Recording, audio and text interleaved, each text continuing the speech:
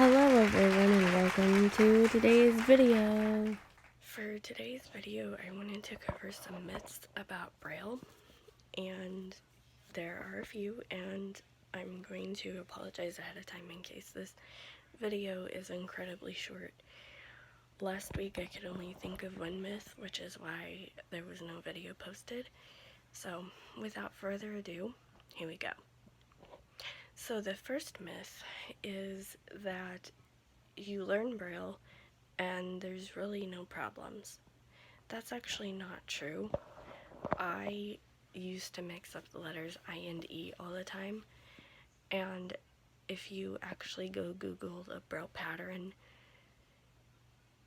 for Braille, you will realize that E looks like I, but in a different direction. So I used to mix up E and I all the time, and I also used to mix up, okay, so there's grade 1 Braille, which is like all the alphabet, everything is spelled out, all the words are spelled out, okay? And then there is grade 2 Braille, where certain words are contracted. So the word in has its own symbol. The word us is just the letter U. The word people is just a P, and so on. So there is a symbol for IN and EN. So instead of writing enough, you would just write the symbol for EN.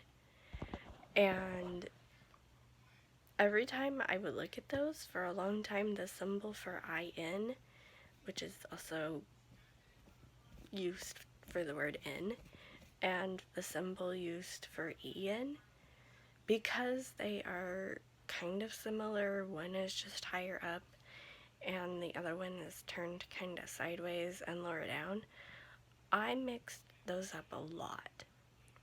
Sometimes I will even still mix up the letters E and I, and I get really annoyed with myself. There are other symbols that I will mix up too, like EA. I will mix that up with the letter A. So like certain words, like meat, instead of just writing MEAT, you would write M and then the symbol for EA and then the T. But like the word eat is completely spelled out, and it's really weird, and I don't know why that is. But if you're writing the EA in the middle of a word, then the EA in grade 2 is a contraction. So anyway, I know this is like really hard to understand if you are unfamiliar with how Braille works, but basically there's 3 grades of Braille. I never learned the 3rd one. And then there's, what is that called? English something. Is it EBU? I don't remember what it's called, but I learned that when I was at Alpha Point. That's a different one too, sort of, a little bit. A lot of the contractions are still grade 2 contractions. So anyway, what I'm saying is that there's grade 1, which is where Braille is spelled out, and then there's grade 2, where you have more contractions so that you can save space on a page.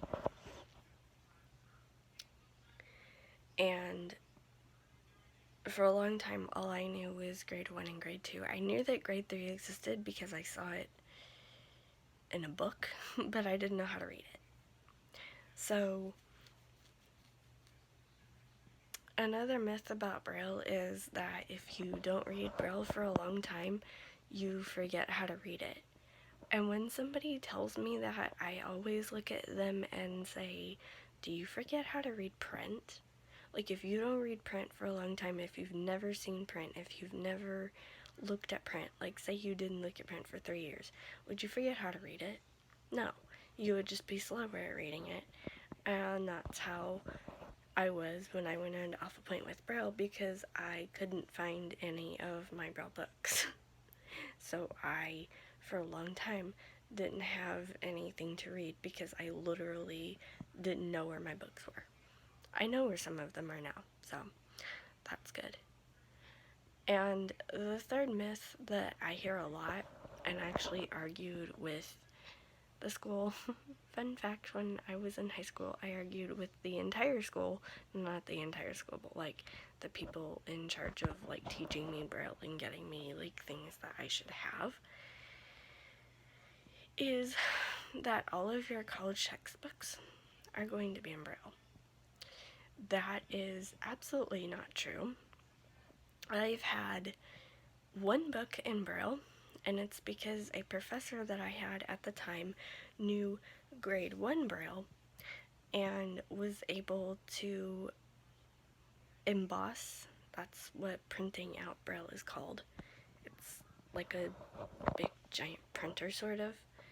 But anyway, that machine is called an embosser, and you can like put an electronic file in. It's really complicated. I don't have one, or I would show you. But basically, you can open up any electronic files, like a Word document or something like that, and you can translate it into Braille. And when you press print, it will print out the pages in Braille. So basically, what he did is that he printed everything out in Braille, and so I had each chapter in Braille. That was literally the only time I've ever had a Braille textbook, and that was when I was getting my associate's degrees. And if I printed out anything else in Braille, notice I said I, if I got anything else printed out in Braille, it was because I did it. Not because there was someone on staff who knew how to do it. In fact, you're more likely to get your books in ebook format or Daisy format or through a website called Learning Ally, which is kind of crappy because their editing is not professional and their narrators are often prisoners, and some of them are really good readers, but some of them are just horrible. And because they don't edit them very well, you can often hear people say, I don't want to do this. And it's, anyway. But those are the ways that you get your college textbooks. And if y'all have any more questions about Braille or college textbooks or whatever, please leave a comment down below and let me know. With that being said, I'm going to go ahead and end today's video. I hope that you like this video enough to give it a thumbs up. Subscribe if you're brand new. Ring that notification bell and make sure it's set to all notifications. Leave a comment if you have something to say, ideas, suggestion, question, whatever. Leave it down below. Let me know. If you can't leave a comment, send me a message on Facebook or a mention or a DM on Twitter.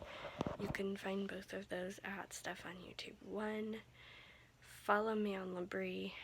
I need to figure out how to upload videos, and that's going to be a big issue, and it's going to be a bigger issue because by the time I get around to doing that, I'm going to be even further behind than I am now, and I'm really annoyed about that. But anyway, I want you to click that link so you can get some rewards, some money, and my personal Twitter is Steffi2010, and you can find all of those links on my YouTube page below the About section, and my email is steffionyouTube@gmail.com. Feel free to email me with questions, ideas, anything, as long as it has a subject line so I don't read it and think it's spam. And you can find that on my YouTube page or in the About section, not below it. And you can find everything that I just mentioned, all the links, the Twitters, the Facebook, the Libri, the email address, down in the description below. I haven't had to do this outro in a while, can you tell? The Friday videos is literally the only videos where I've had to do them because I pre-recorded this for my other videos. Anyway, I will see y'all tomorrow. Bye.